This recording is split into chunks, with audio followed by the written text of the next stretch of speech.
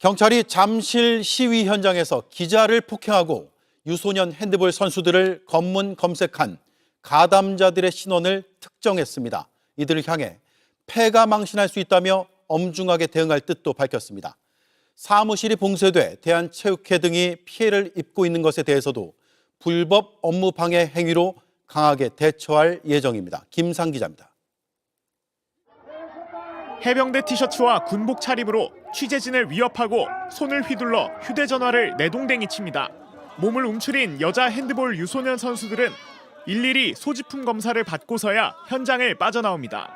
잠실 시위 현장의 취재진 폭행과 불법 검문 검색 사건에 대해 경찰이 일부 가담자들의 신원을 특정하고 고강도 수사를 예고했습니다.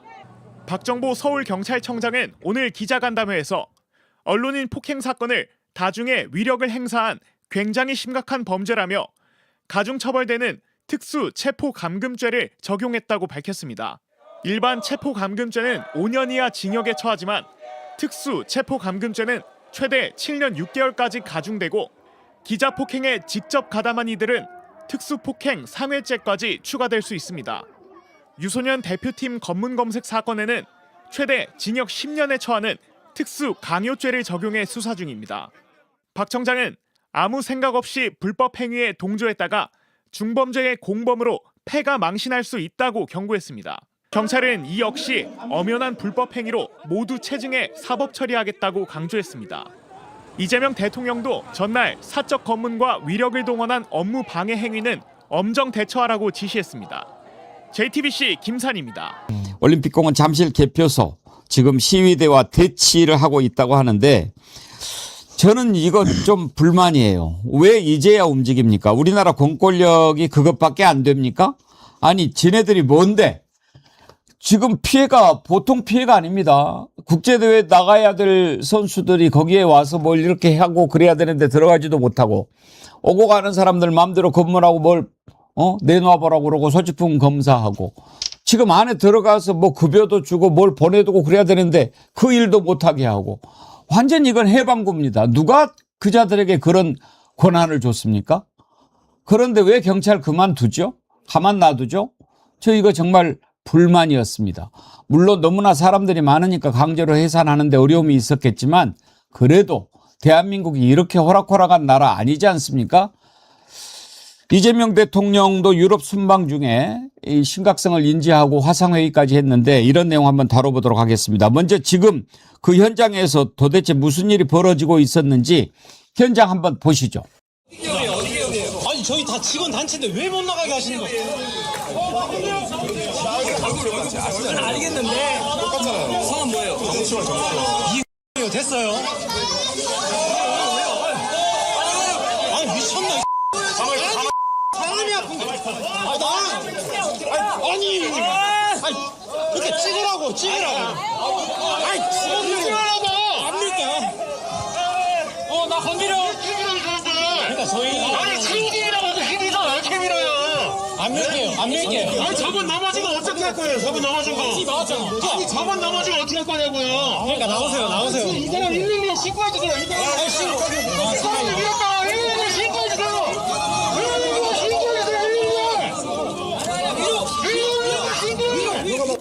아니 안에 들어가는 것도 못 들어가게 하고 심지어 나오는 것마저도 지금 유리창을 통해서 나오는데 그것도 뭐 신문증을 내놔라.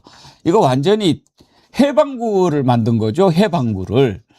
보다 못해서 지금 유승민 대한체육회장이 공권력 정식 요청을 했는데 이거 꼭 요청을 해야 공권력이 들어갑니까? 그게 무슨 공권력인가요? 유승민 회장의 발언도 들어보시죠.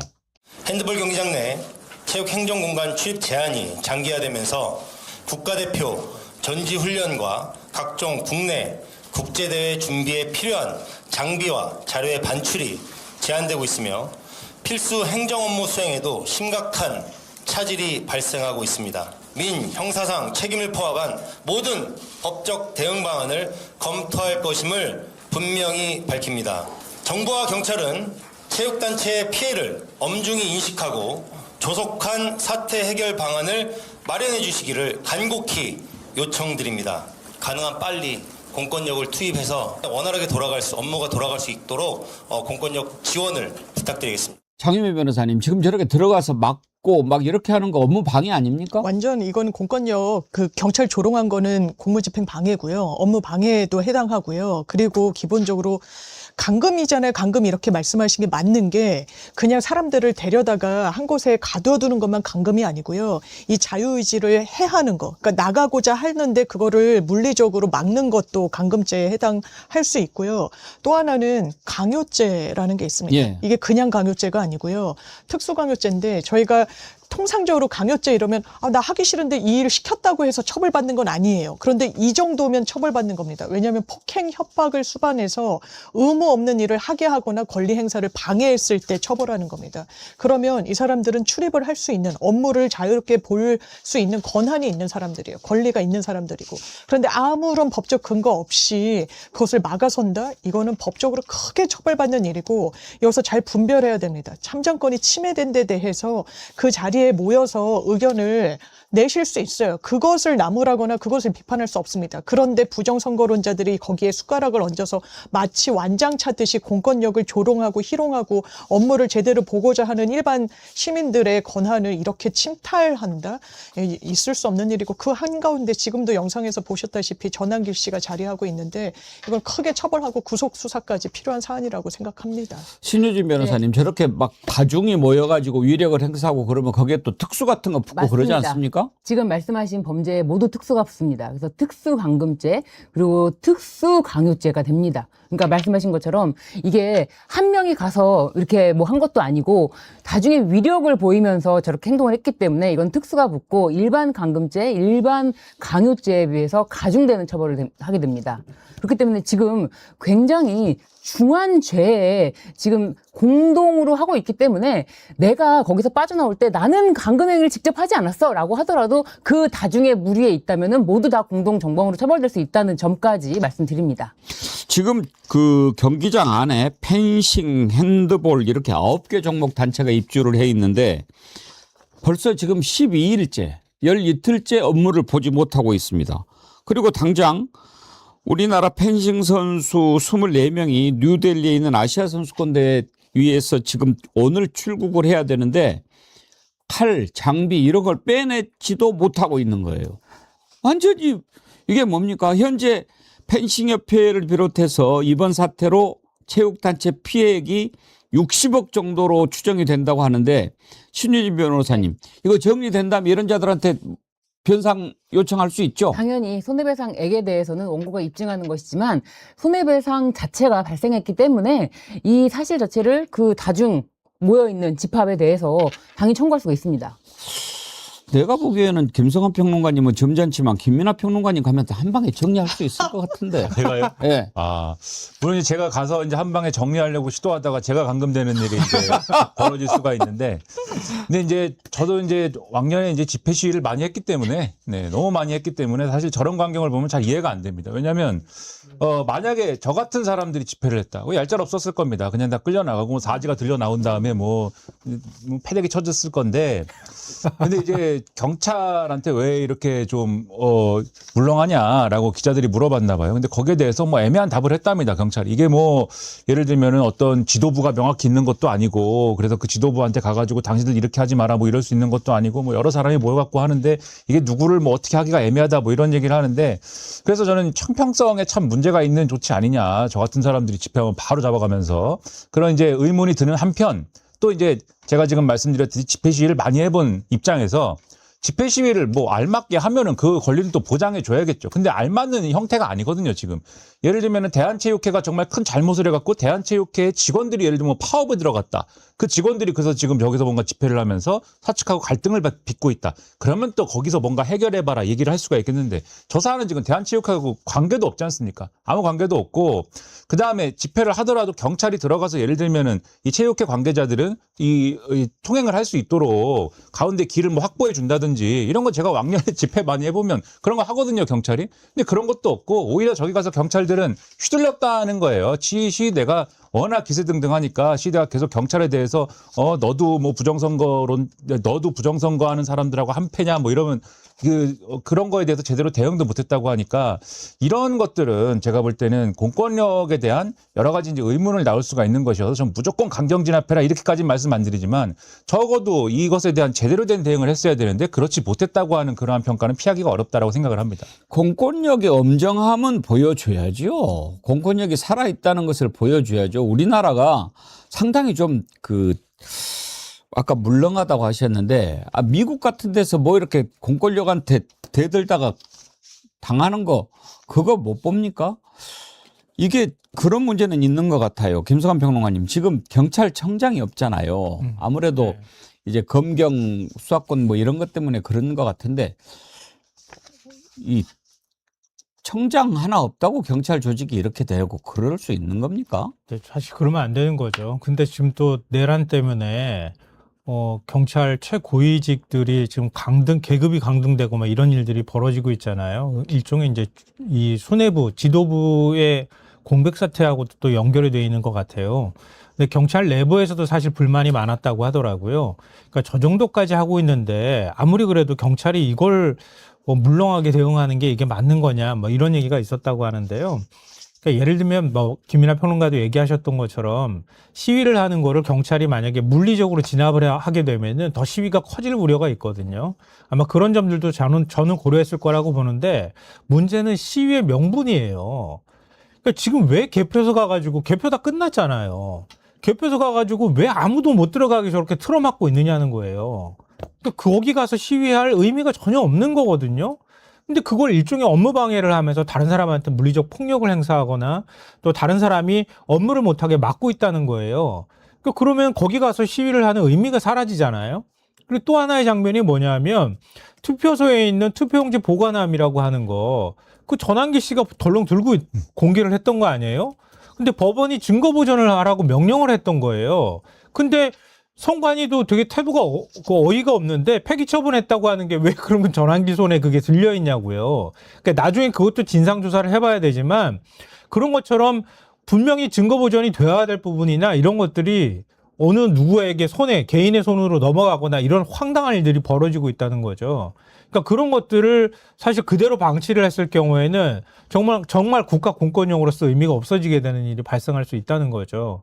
그러니까 시위의 의미도 없고 또 시위를 해서 얻을 수 있는 것도 없는데 저렇게 한다는 거는 이거는 용인할 수준을 이미 넘어섰다 이렇게 볼 수밖에 없다는 거죠. 참 이재명 대통령 보면 짠해요. 혼자서 저렇게 애를 많이 쓰고 그러는데 지지율 떨어지죠. 왜 떨어집니까? 저는 이재명 대통령 지지율 떨어지고 또 민주당 지지율 떨어지고 이러는 걸 보면서 좀 여러 가지 분석을 해볼 필요가 있다. 저게 단순히 뭐 이재명 대통령에 대한 실망이냐? 저는 선거 끝나고 보여주는 그런 당정 간의 모습, 또 이런 마음대로 공권력을 무시하고 버리는 이런 짓에 대한 단호한 것을 보여주지 못하는 거, 이런 것들도 좀 영향을 미치지 않았을까? 그런 생각이 듭니다. 보여줘야죠. 지네들이 뭡니까? 좀 납득하기가 어렵습니다. 12일째 이른바 올공 시위가 이어지고 있는데 상식적으로 맞지 않아요.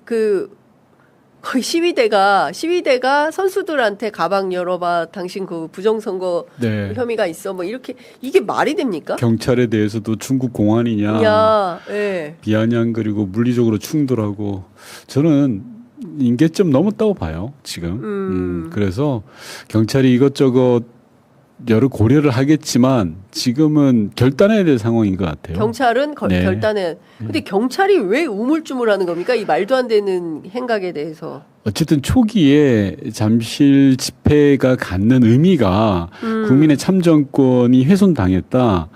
기본권을 어떻게 훼손할 수 있냐. 그것도 선관위가. 라는 것에서 출발했잖아요. 그래서 저는 당연히 그렇게 의사를 표현하는 게 있을 수밖에 없다고 생각하고 순수한 의도였죠. 그게 오염되기 전까지. 전환길, 황교안 등으로부터 오염되면서 이 집회가 망가지기 시작한 거 아닙니까? 그러다 보니까 경찰은 그러저러한 것들을 고려를 했던 것 같은데 지금은 전 좀 결단해야 되고 과단성 있게 가야 된다고 생각해요. 오늘 중이라도 공권력이 투입돼야 한다고 보십니까? 네, 저는 그렇게 생각합니다. 이미 임계점을 넘어섰기 때문에 네. 아니 시민이 시민을 아까 말씀하셨잖아요. 그렇게 할 상황이 아니잖아요. 네, 공권력이 우스워지는 거죠. 이렇게 되면. 그렇죠. 이거는 나라가 나라다운 게 아닙니다. 그럼요. 공권력의 권위가 살아 있어야 이게 말을 들어야 되는데 경찰을 조롱하고 당신 중국 공안 아니야 이런 말을 듣고 참고 있는다는 것은 이거는 공권력의 권위가 실추되는 거죠. 예, 충분히 그분들의 이야기를 할 수 있고 네. 할 수 있죠. 그리고 또 하나 더는 어쨌든 국회에서 지금 막판 협상 중인데 국조특위를 구성하기로 했고 네. 검경합동수사반이 구성돼서 조사를 하고 있고 필요하다면 특검 도입까지 하겠다라는 상황 아니겠습니까? 네. 그러면 조금 그런 부분들에 맡겨 보시는 게 어떨까라는 말씀 좀 드려요. 근데 이거는 이제 층위가 여러 가지가 있는데요. 일단 선관위의 이제 부실한 선거 관리 문제가 있고 두 번째는 이제 그렇다고 해서 이게 부정선거는 아니지 않습니까? 그럼요. 부실선거지 부정선거로 규정하기는 어렵죠. 그렇습니다. 그래서 이거를 좀 나눠서 봐야 되고 그리고 세 번째 거기에 있는 사람들은 일종의 이제 업무 방해를 하고 있는 거 아니겠습니까? 그럼요. 특히 이제 그 어제 대한체육회에서 한 기자회견 내용을 보면 정말 기가 막힌 수준인데 우리 선수들이 이렇게 피해를 받으면 국제대회 나가면 성적도 부진할 거 아니겠습니까? 당연하죠. 그리고 저는 좀 안타까웠던 게 핸드볼이라든지 선수들이 자기 집을 못 가는 거잖아요. 그냥 쉽게 이야기하면. 이게 말이 됩니까? 그러니까 자기가 살고 있는 집인데 네. 집을 가로막겠다고 공권력이 아니라 부정선거 음모론자로 추정되는 사람들이 네. 앞을 막고 있으면서 가방 검사하겠다, 못 들어가게 막겠다라는 것 자체가 있을 수 없는 일이 벌어진 그러니까 이런 거죠. 거예요. 동네 양아치 깡패가 네. 우리 집에 가야 되는데 야 여기 너 이거 내가 네 가방 검사 좀 해봐야 되겠어. 문제 있는지 보고 점검하면 패스 안 되면 이게 말이 되냐는 거죠. 그럴 권리는 누구한테도 주어져 있지 그렇습니다. 않아요. 네. 예. 그래서 진짜 이거는 저는 이것도 사실 정부를 평가하는 데 있어서 굉장히 국민들이 보시기 이게 뭐야? 이렇게 어떻게 12일이나 이렇게 그냥 놔둘 수가 있어? 이게 있을 수 있는 일이야? 맞습니다. 예. 네. 이게 그 정부를 평가하는 데는 여러 가지 시각이 있을 수 있는데요. 그 중에 하나가 어떤 일이 터졌을 때 그 일의 인과관계는 차치하고라도 그 일을 어떻게 처리하고 상황 관리하느냐에 대해서 국민들이 많이 보거든요. 말씀처럼 이번 잠실 집회 상황은 이미 임계점을 넘었다. 저는 그렇게 봅니다. 오늘이라도 공권력을 투입해서 강제 해산시켜야 된다. 최소한 시민들이 불편해하거나 예. 공권력이 이 뭐라 그럴까요? 이렇게 장난처럼 대우받는 그런 상황은 마무리를 해야죠. 그리고 경찰들한테 당신 중국 공안이지 이렇게 하는 이런 거는 어떻게 해야 돼요? 그게 부정선거 음모론과 맞닿아 있는 거죠. 그쵸. 부정선거 음모론의 핵심 축이 네. 대한민국 선거를 중국이 좌지우지한다 이거거든요. 네. 그래서 멀쩡한 우리 대한민국 경찰에게도 니네 중국 공안이지라고 이야기하는 거예요. 그 사람들은. 그러니까 그런 사람들을 어떻게 엄단할 수는 없습니까? 그 어떻게 그냥 경찰이 그런 모욕과 조롱을 경찰들이 얼마나 소중한 대한민국 국가의 자원입니까? 그래서 경찰 직장협의회에 대해서 글들이 많이 올라와요. 경찰 직협에. 야, 우리가 이런 대우를 받아야 되냐. 그러니까요. 그 어려운 시험 보고 들어가가지고 중국 공안이라니요. 그리고 그분들이 사명감으로 일을 하시는 거거든요. 그럼요. 대다수 경찰들은. 네. 근데 그런 분들이 기가 꺾이지 않았으면 좋겠어요, 저는. 그러니까 대한민국 민중의 지팡이 경찰 경력 아주 유능한 경력들이 이렇게 경찰들이 이렇게 모욕과 조롱을 당하는 게 일상이 된다면 이 또한 이거를 그냥 방치해서는 안 될 것 같다라는 생각이 들어서 여쭤봤습니다. 네. 그리고 이 선관위 사태는 도무지 황당무계한 뭐 대통령께서도 지난 1주년 기자회견 때도 말씀 주셨지만 투표용지가 없어서 못했나 알아봤더니 분배에 실패였다는 거 아니겠습니까? 투표용지는 있었어요. 예, 지금 노태학 그 전 선관위원장을 비롯해서 선관위 뭐 3천 명이 고발이 당했다라는 소식도 있고 출국금지도 당해 있고 이런데요. 국정조사 특위위원으로 내정되어 있기 때문에 네. 어떤 관점에서 어떻게 이거를 좀 되게 많은 이슈가 있는 것 같아요. 우선 첫 번째는 진실을 명확하게 규명하는 게 필요하죠. 진실 규명. 이번에 투표용지 부족 사태가 어떻게 해서 발생된 거냐. 네. 사람의 문제냐, 시스템의 문제냐, 아. 라는 부분들 진실 규명이 첫 번째 단락일 것 같고요. 두 번째는 진상만 파헤친다고 될 게 아니라 이번 기회에 완벽하게 저는 선관위에 대한 구조적인 문제를 좀 접근해 가야 된다고 봐요. 그래야 이런 일이 반복되지 않거든요. 아시겠지만 이제까지 선관위와 관련된 일들이 끊임없었어요. 맞습니다. 소쿠리부터 네. 시작해가지고. 소쿠리 투표부터 해서 현대판 음서제인 네. 뭐 직원들 뭐. 아빠 잘 만나가지고 아빠 그러니까요. 픽으로 되고 이런 문제들이 있음에도 거의 땜질식 처방으로 면피를 해왔거든요. 선관위가. 그런 문제들을 이번 기회에 제대로 저는 해결해야 된다라고 봅니다. 그래서 정리해 보면 첫 번째는 진상규명, 두 번째는 구조개혁. 네. 이 두 가지로 정리할 수 있을 것 같아요. 진상규명과 관련해서는 조금 이게 좀 납득하기 어려운 게 선관위가 선거철만 되면 휴가 가거나 휴직자들이 많아진다라는 이제 보도도 있고요. 그리고 이제 투표용지와 관련해서는 한편으로는 왼손으로는 투표 참여하세요라고 하고 오른손으로는 투표 어차피 사람들 안 하니까 그 행정연구원에 용역 줘가지고 60% 50% 계속 줄여나가고 네. 뭐 남는 거 남아 있으면 또 막 부정선거론자들이 쫓아다니면서 이게 부정선거의 어떤 증좌로 막 그 비판받으니까 이거를 어떻게 우선 저는 첫 번째로 근무기강 문제를 좀 짚고 넘어갈 수밖에 없잖아요. 근무기강 예. 선관위 직원들이 큰 선거가 있을 때 대선, 총선, 지방선거 등이 있을 때마다 휴직을 해요. 그래서 이게 어제 오늘 문제가 아니어서 올해도 국회에서도 선관위 지도부에게 따져 물었던 거예요. 그래서 선관위 지도부가 선관위 전체 직원들의 대상으로 야 이번에는 휴직 그만 신청해. 네. 근데 이번에도 또 늘었어요. 자 이게 어떤 악순환이냐고 하면 네. 지도부의 권위가 무너지죠. 첫 번째. 두 번째, 이손이 정말 필요한 상황에서 다 휴직을 하고 해버리니까 악순환이 반복되는 거예요. 네. 일을 열심히 하는 사람 더 많은 일을 해야 되고 그냥 뺀질뺀질거리면서 휴직이나 하고 이런 사람들 물론 그게 공직자들의 권한 중에 하나이긴 합니다. 그래도 불구하고 그런 모습들을 통해서 보면 기강이 안 살죠. 근무기강이. 그런데다가 선관위는 타 부처와의 인사교류가 없는 데예요. 네. 선관위로 들어오면 끝날 때까지 공무원 그만둘 때까지 선관위 계속 하는 거거든요. 예. 그래서 일종의 관료화 문제가 정말 심각한 데인데 근무기강도 해이해진 데다가 자기네들끼리 똘똘 뭉쳐가지고 폐쇄적인 그런 구조가 네. 이번 투표용지 부족 사태를 좀 더 키운 거 아닌가라는 생각이 들어요. 그렇군요. 지금 그 잠실 상황과 관련해서 경찰이 진입 시도를 하고 있고 현재 시위대와 대치 중이라는 속보가 들어와 있습니다. 그러니까 경찰 진압을 하고 있네요. 저희가 얘기하는 가운데 모르고 있었는데 이미 진압을 위한 현장에 계신 분들이 아마 이 방송 듣는 분들도 계실 텐데요. 앞서 말씀드린 것처럼 경찰과 이렇게 맞서 싸우는 건 정말 그분들이 애초 주장했던 참정권 훼손하고 전혀 상관없는 거예요. 헷갈리지 않으셨으면 좋겠어요. 부정선거 음모론자들의 선동에 놀아나지 않으셨으면 좋겠어요. 네. 네, 저희 방송 들으시고 현명한 판단을 하시기를 부탁드립니다. 네. 자, 그러니까 앞서 다시 돌아가면은 말씀하신 대로 이 근무기강의 문제는 지속적으로 제기가 되는데도 고쳐지지가 않는 거죠. 네. 그럼 이걸 제도화할 수 있습니까? 근데 그것도 참 어려울 것 같아요. 선거 때는 휴가 가지 마, 선거 때는 휴직하지 마, 이럴 수도 없는 거 아니겠습니까? 이게 하나의 섬이 돼버려서 그래요, 선관위가. 왜냐하면 선거관리위원회는 중립적이어야 되잖아요. 그렇죠. 독립적이어야 되거든요. 왜냐하면 정당의 영향이나 집권 세력의 영향을 받으면 안 되잖아요. 그렇습니다. 그래서 우리가 헌법상으로 독립기구로 규정돼 있어요. 네. 당연히 그 독립성을 보장해야 되는데 그것만 너무 강조하다 보니까 어디로부터 견제받지 않는 무소불위의 취해 법권지대, 네. 무풍지대가 되어버린 거예요. 예.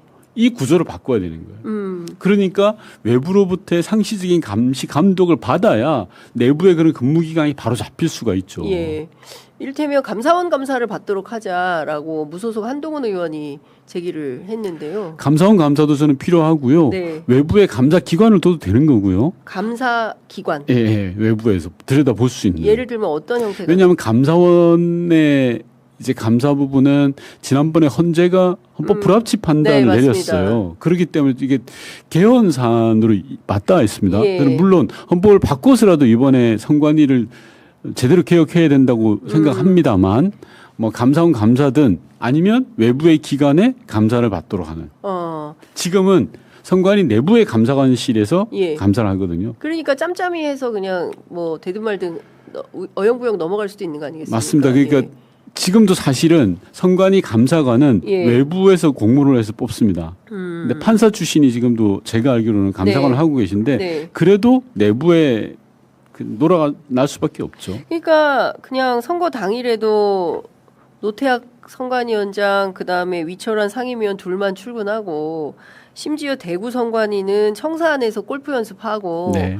황당무계한 일들이 막 벌어진 거예요. 이 사람들이 놀고 있는 게 그냥 다 확인이 된 상황이어서 이 저 근무기각 문제와 관련해서는 도덕적 해이 문제도 그렇고 이걸 어떻게 뭐 법으로 안 되면 자, 근무기각 문제가 생길 수밖에 없는 이유 중에 하나가 선관위는 앞서 말했던 독립성, 중립성을 강조하다 보니까 선관위원장과 선관위원들이 본업이 따로 있어요. 그러니까요. 네, 다 추천을 하는 그렇죠. 거예요. 중앙선관위원이 9명이 있거든요. 네. 근데 그게 정부가 3명을 추천을 하고 예. 대법원에서 3명, 국회가 3명을 추천을 해요. 예. 근데 이분들이 자기 직업들이 있다 보니까 예. 선관위원으로서의 일은 쌓이는 거예요. 그러니까 당연히 선거날 당연히 나와서 봐야죠. 선관위원인데 대한민국 중앙선관위원인데 출근해서 선거 업무를 안 본다는 게 말이 안 되잖아요. 최소한의 공적 책임이라든가 뭐 자기가 맡은 아니 공짜로 해주는 거 아닐 거 아니겠습니까? 회의 수당도 받고 회의 하죠. 수당도 받고 돈도 받을 거 아닌데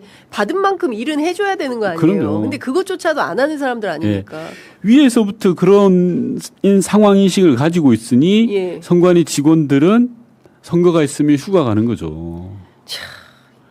기가 막힙니다. 기가 막히고 이건 있을 수 없는 일인데 앞서 이제 말씀 주신 대로 이제 차제의 제도 개혁을 해야 되는데 첫 번째는 이제 감사원이든 그러니까 개헌을 해서 감사원 감사를 받게 하든 아니면 그게 개헌이 안 되면 외부에 감사기관을 두고 감사를 해서 그런 문제들에 대해서 명확하게 밝혀내게 하고 이것뿐만은 아니지 않습니까? 다른 제도 개혁들도 필요한 것 같아요. 저는 크게 4가지를 보는데요. 네. 첫 번째가 상시적인 감사 체제를 만들어야 돼요. 방금 말씀하신 외부의 시선으로 감사할 수 있도록 하자. 네. 두 번째는 선관위원장이나 선관위원들의 상임화. 네. 상임. 네.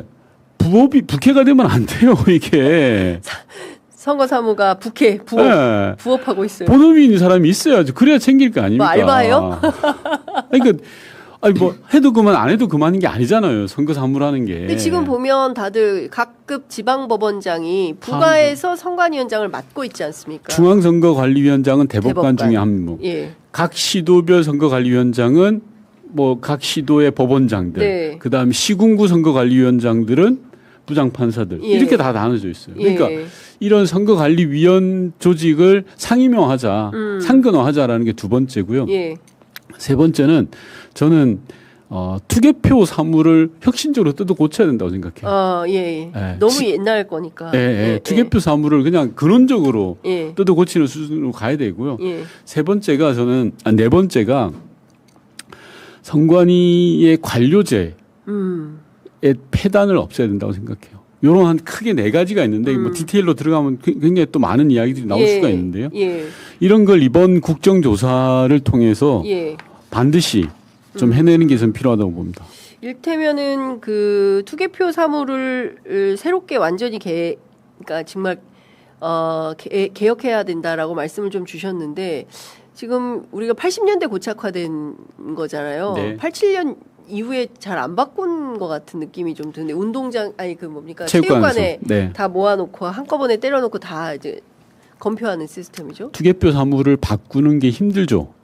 왜냐하면 앞서 말씀드린 거는 선거라는 사무를 바꾼다는 게 왠지 이게 좀 힘들잖아요. 예. 잘못 바꿨다가 큰일 나면 그쵸. 온전히 그 책임을 다져야 되는 예. 게 첫 번째. 두 번째, 선관위 자체가 굉장히 보수적이에요. 관료 집단들로 둘러싸여서 그쵸. 대단히 보수적이기 때문에 뭔가 새로운 걸 안 하려고 그래요. 예. 즉 본전만 하자라는 인식들이 되게 많아요. 예. 그러니까 이게 바뀔 수가 없어요. 시대는 21세기 AI 시대가 왔는데 바뀌지가 않았어요. 이 부분을 바꿔야 되고 또 하나 구조적인 문제가 제가 늘 어딜 가서든 이야기하는데 투개표 사무의 95% 이상은 지방자치단체에서 다 하고 있어요.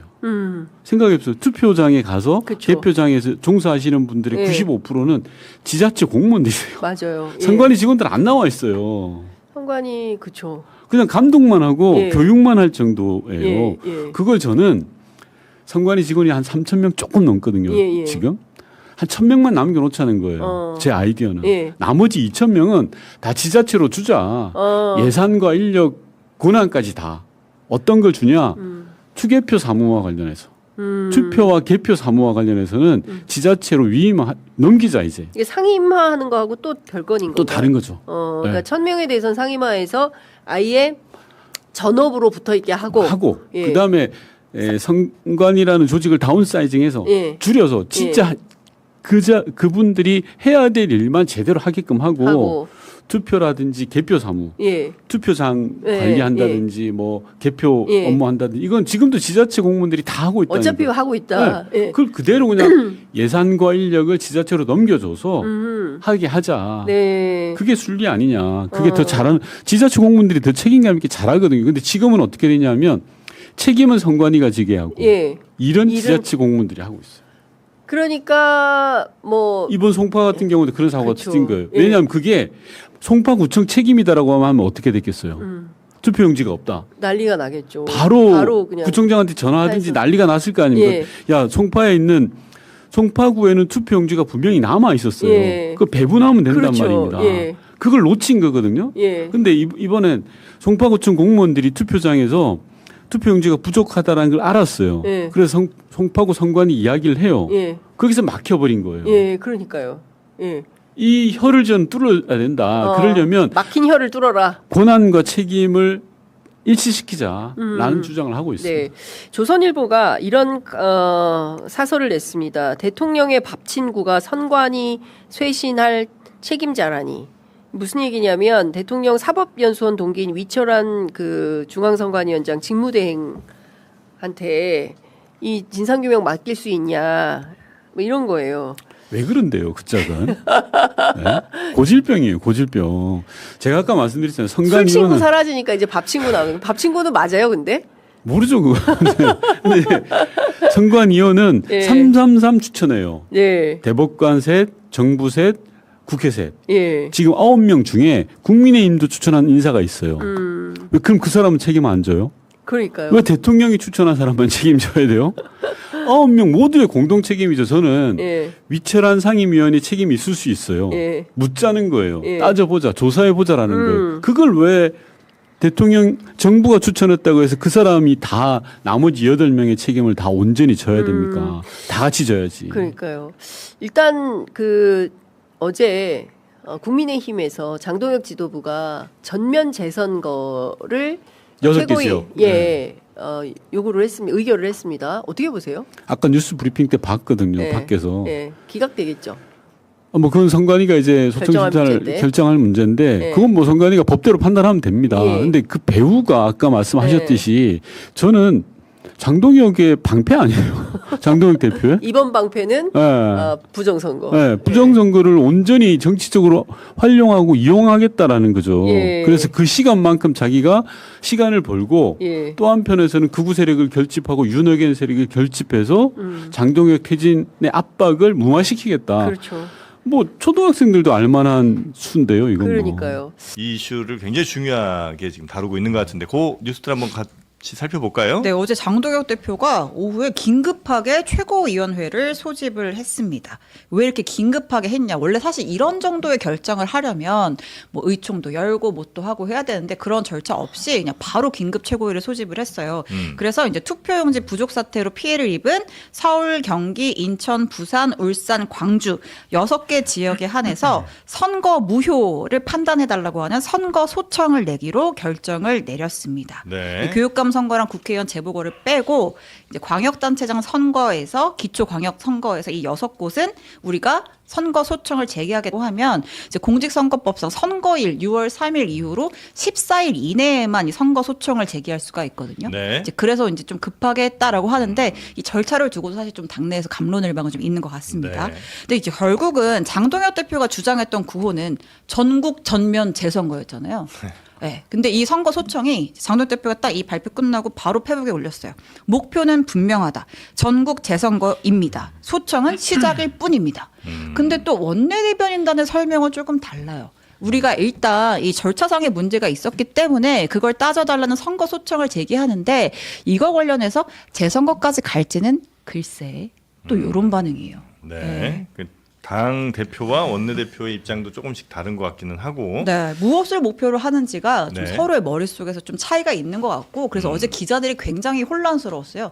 서울시장 다시 뽑자는 거야 말자는 거야 이게 판단이 안 서니까. 네네네. 또 당사자인 오세훈 측도 그 오세훈 시장 측도 그래서 좀 입장을 내기가 좀 애매했는데 어쨌든 우리 측과는 논의된 바가 없고 당의 움직임을 지켜볼 것이다라고 얘기했습니다. 그러니까 소청을 내게 되면 이제 그거를 선관위가 받아들이든지 아니든지 이제 둘 중에 하나 결정을 하게 되는 거죠. 그렇죠. 네. 그 다음에 받게 되면 그냥 법원으로 이제 예. 선거를 하는 거고 안 받게 되면 네. 그 상대편이 이의를 제기해서 재판 그 판결을 받아야 되는 거고. 그건 이제 법원으로 가서 선거 소송을 통해서 단심제로. 판결을 받아. 이건 이제 단심제예요. 30 안 가고. 선거 소송. 아, 알겠습니다. 그럼 이제 선관위 소청을 제기해서 선관위가 이 것만 가지고 예 재선거 할게요 이렇게 바로 결론 내릴 수 있는 거예요? 네, 소청이니까 오. 선관위에서 1차 판단을 한다 이렇게 보시면 됩니다. 근데 선관위가 앞서 기준을 밝히긴 했었잖아요. 이거는 재선거 사유에 해당이 안 되는 그러니까 재선거라고 할 때 재선거를 또 하게 되는 규정이 있으니까 네. 당락을 뒤집을 수 있는 영향이 있다든지 근데 그거 안 된다고 했지만 그럼 답을 알고 이걸 낸 거예요? 그러니까 이제 답을 알고 냈다라는 것이 뭔가 네. 다른 의도가 있는 거 아니냐. 아. 뭔가 지금 이 부정선거, 그러니까 이게 부정과 부실을 일단 구별을 해야 되는데 이걸 혼용해서 쓰니까 더 혼란스러운 것도 네네네네. 있고 우리 지금 방금 신 기자님 말씀해 주신 대로 이 선거 소청이나 선거 소송으로 갔을 때 결국 그동안의 기준에 의하면은 이게 지금 선거에 미칠 영향성을 고려했을 때는 받아들여지기가 매우 어렵거든요. 근데 그런 상황에서 계속 법적 투쟁을 하겠다라는 것은 이 문제를 해결하자는 것이 아니라 오히려 부정선거론을 자꾸 쟁점화시켜서 본인들의 정치적 이익을 위한 활동 아니냐. 네. 이런 지금 비판이 저는 가능하다고 봅니다. 정치적으로 도움은 되나요? 국민의힘에 이렇게 하면? 국민의힘. 장동혁 대표는 뭐 본인이 그 쏟아지는 비난을 일단 물꼬를 다른 쪽으로 돌릴 수 있는 그런 가능성이 있겠죠. 뭐. 네. 근데 저는 소청은 할 수 있다고 봐요. 왜냐하면 이게 너무나 문제가 있었잖아요. 예. 거기에 대해서 선관위가 본인들이 직접 구체구체 사안에 대해서 이게 뭐가 문제가 있었고 뭐가 안 되고 그래서 이건 소청을 받아들일 수 없다라는 기준을 밝혀야 돼요. 네. 근데 사실 뭐 서울 같은 경우는 6만 표 이상의 큰 차이로 이겼기 때문에 그리고 지금 문제가 되고 있는 것이 다 이 오세훈 시장에 더 유리한 지역이잖아요. 송파 지역이고. 그리고 그 기준은 그거죠. 그러니까 그 투표를 못한 사람들 이걸로 인해서 투표를 못한 사람들과 투표를 할 가능성이 있는 사람들의 표를 합쳤을 때 이긴 표수보다 그게 더 넘는다. 그러면 100% 이게 다 한 사람한테 갔을 경우를 가정을 했을 때 그러면 뒤집어질 수 있다? 그러면 뭐 재선거를 할 수도 있다. 근데 아마 현실적으로는 그게 불가능하니까 그리고 일단 표차가 너무 많이 나니까 네. 안 받아들여질 거라고 보여져요. 근데 그렇다 하더라도 소청은 제기할 수 있는 건데 네. 그 소청을 제기할 때 절차를 그냥 갑작스럽게 최고위를 긴급 최고위를 열어서 하는 것도 모양새가 이상하잖아요. 시간이 없어서 그랬다. 아니 장동혁 대표가 잠실에 가서 쇼하는 동안에 와서 그 저 의원들한테 만나서 얘기를 하고 네. 그다음에 어떻게 했으면 좋겠냐 이렇게 다 중지를 모았으면 좋겠는데 그게 아니잖아요. 가서 무슨 뭐 부정선거 이런 거 쓰고서 이거 들고 사진 찍고 뭐 이런 거 하고 계셨던 거 아니에요? 네, 네. 이건 비판받아야 마땅하다고 생각을 해요. 행사에 참석하는 장동혁 대표의 표정이 날이 갈수록 밝아지고 옷차림도 날이 갈수록 밝아지고 기분이 아주 그렇더라고요. 좋아 보이더라고요. 시는 참 잘 쓰던데 검서체로. 목표는 맞습니다. 분명한 거예요. 당권 유지가 목표인 거고요. 이 소청은 수단일 뿐입니다. 아, 이게 당권이라는 게 뭐예요? 그러니까 당 대표 이꼬르 당권이에요? 아니면 그렇죠. 당 대표의 이 지도부의 이 기칙을 유지하는 것. 그것이 당권이에요? 이게 당권이죠. 당권을 유지하는 게 목표이기 때문에 장동혁 대표는 짧은 임기 동안 계속해서 사퇴 요구를 받았잖아요. 네. 그럴 때마다 24시간 필리버스터, 단식 세 번째는 요겁니다. 소청 뭐 이런 걸 통해서 아니 그 장도혁 대표 묻고 싶은 게 소청에 대한 판단은 사법부가 아니라 선관위가 하는 거잖아요. 예. 지금 선관위는 그런 판단할 자격도 능력도 없는데 그들이 판단하는 거 다 받아줄 겁니까? 아, 그들에게 소청 뭐 하러 하냐? 어차피 그들은 무능하고 우리가 봐도 무능하고 그들에게 뭘 맡기면 안 됩니다. 근데 그들에게 뭘 맡겨서 그러니까 지금 결국 이 이슈를 끌고 가기 위한 명분일 뿐이고 저는 장도혁 대표의 요것 때문에 국민의힘의 내용이 이제 뭔가 수습되기 어려워졌다. 저는 한동훈 의원의 복귀할 수 있는 유일한 시나리오는 네. 장도혁 당권을 인정해주면서 복당을 조건으로 내세워서 뭔가 협상을 하는 게 제 생각으로는 유일한 방법이라고 생각했거든요. 근데 이렇게 부정선거 우론자들과 그리고 전면 재선거를 앞세우는 사람과 어떻게 손을 잡습니까? 그러니까 친한계나 개혁신당이나 이쪽 장도혁 지도부랑 점점 더 손을 잡기 어려워지는 쪽으로 가고 있기 때문에 국민의힘도 뭐 뒤에 우리 집 불난 거 얘기하겠지만 네. 뭐 이쪽도 상당히 지금 뭐 내용이 깊어지고 있다고 봅니다. 그러니까 저도 이게 선거 소청을 당연히 후보자나 뭐 정당의 다른 구성원들이나 아니면은 뭐 일반 선거인들이 하는 거는 뭐 할 수 있는 권리라고 저는 보는 건데 네. 정당의 대표나 국회의원들은 이 문제를 해결해야 되는 주체들이잖아요. 그럼 결국에는 선거 소청 제기했을 때 안 될 가능성이 훨씬 높다라고 한다면은 그 다음 플랜들을 가지고 이 문제를 직접 해결을 해야 되는데 그런 해결의 실마리가 전혀 보이지 않거든요. 오히려 장도혁 대표 이렇게 옆에서 바라보고 있으면 이게 부실로 끝나지 않고 부정으로까지 옮겨 붙어서 영원히 마르지 않는 샘물이 되기를 바라는 것처럼 보인단 말입니다. 네. 그러니까 이런 것들은 정말 무책임한 정치 아니냐. 그러니까 정치라고 부를 수가 없는 행태인 것이죠. 네. 6개를 요구했잖아요. 서울, 인천, 경기, 부산, 울산, 광주. 예. 근데 사실상 아까 말씀드린 대로 서울은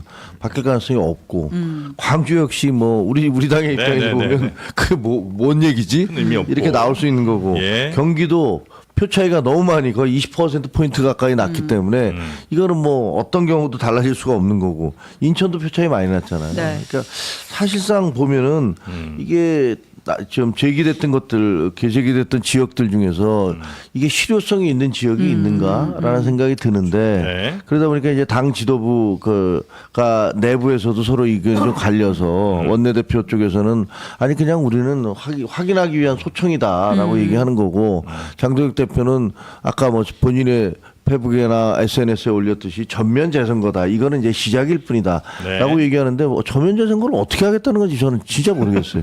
이게 현실적으로 가능한 이게 뭐 얘기가 가능성이 거의 0%에 가까운 건데. 정치적 구호 같긴 한데 그렇더라도 뭔가 이렇게 좀 조금은 개연성이나 뭐 설득이 좀 있어야 되는데. 근데 어제 최고위 끝나고 네. 이제 비당권파인 양양자 최고 같은 경우도 이거 네. 소청 제기하는 거는 이제 이견이 없었다 이렇게 얘기를 했다고 하는데 어쨌든 당 차원에서는 이 이슈를 어쨌든 당에서 조금 끌고 가야 앞으로 있을 뭐 국정조사나 특검에서 또 힘을 당 차원에서 또 실을 수 있기 때문에 네. 일단 뭐 소청 제기는 하자 이렇게 얘기가 된 것 같고. 바게닝 칩으로 쓰겠다 그거잖아요. 네, 그러니까 분위기는 근데 어차피 재선거 결정 안 날 거야. 그러니까 이런 분위기는 좀 깔려 있는 것 같아요. 네. 그리고 어쨌든 장도혁 대표는 본인에게서 십자포화로 사퇴하라고 쏟아지는 와중에 자기는 일단 지금 가장 중요한 것은 올림픽 공헌입니다. 이 얘기를 할 수 있는 거잖아요. 이걸 통해서 조금 전에 이 상황을 지켜보겠다고 했던 오세훈 서울시장 당선인의 페이스북 글이 올라왔습니다. 네.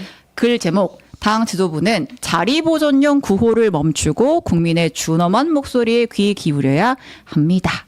라고 했습니다. 장동혁 대표의 이런 주장이 자리보전용이다. 자리보존용 구호다. 이번 투표용지 부족 사태의 핵심은 네. 중대한 참정권 침해이고 선관위의 어떤 이런 부실 관리에 대한 개혁을 요구하는 것인데 장동혁 대표가 온 당을 소모적인 재선거 주장으로 몰아가고 있는 거 우리 국민들이 똑똑히 알고 있다. 네. 라고 비판을 했습니다.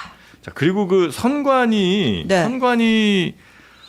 뭐 해외 출장 엄청 간 거 있잖아요. 예. 그거 이제 뉴스 나왔던데 보니까 예. 몰디브가 선거 관리하는 거 배우고 몰디브에서 왔어요? 모히또 한잔하며 대선을 참관하고 온 것 같습니다. 네, 뭐예요? 이제 선관위가 선거 때마다 휴가 가고 외유성 출장 가고 이게 다 파묘가 돼서 이제 기사들이 많이 나오고 있는데 예. 지난 3년 동안 62차례 해외 출장과 연수를 갔대요. 자, 이제 보고서를 보니까 몰디브에 가서 이제 뭐 선거 몰디브 대선 참관 결과 보고하면서 이제 오른쪽에 자기네들이 둘러봤던 현장 사진들 같은 거를 써놨어요. 그러니까 저희 글씨 조금 더 확대할 수 있나요? 그냥 바닷가 가서 놀았어 보니까. 바닷가 사진이야 그냥. 바닷가 사진이야. 풍경 사진 띡띡 올려놓고 시설물을 이용한 선거운동 1, 2, 3, 4, 5, 6. 마지막에 오토바이를 이용한 선거운동. 이게 저렇게 할 거면 그냥 저 노을 사진 하나 찍어놓고 저녁 노을을 이용한 선거운동. 아니, 감성적 선거운동 뭐 이렇게 현수막도 아니고 무슨 뭐예요? 운동회 예, 아무것도 안 붙어 있는데. 것처럼 돼 있네. 아유 어떡하면 좋아요. 저러고 와서 출장비 다 받아가고. 네. 그리고 뭐 무슨 저 피렌체도 또 갔다 네. 오고. 아이고 뭐 이탈리아 투어 한번 했더라고요. 2023년 9월 달에 선관위 직원 10명이 로마, 피렌체, 베네치아 8박 9일로 찾아서 이탈리아 청년 정치 실태 연구를 통한 우리나라 청년 정치 참여 활성화 방안 연구라고 하면서 대학생 5명을 면담하고 오셨습니다. 네. 이탈리아 가서. 예. 와, 어쩜 진짜 좋습니까? 너무 좋다. 아우 선관위 어떻게 좀 저도 가고 싶어요, 선관위. 선관위로 갑시다 우리 진짜. 네. 최고인 것 같아. 최고의 직장인 것 같아. 지금 자, 뭐 여튼 그러나 여러분 가족 중에 선관위가 없다면 취직하기는 매우 어렵다는 거 네. 알고 계셔야 되고요. 맞습니다. 세금이 살살 녹고 있습니다.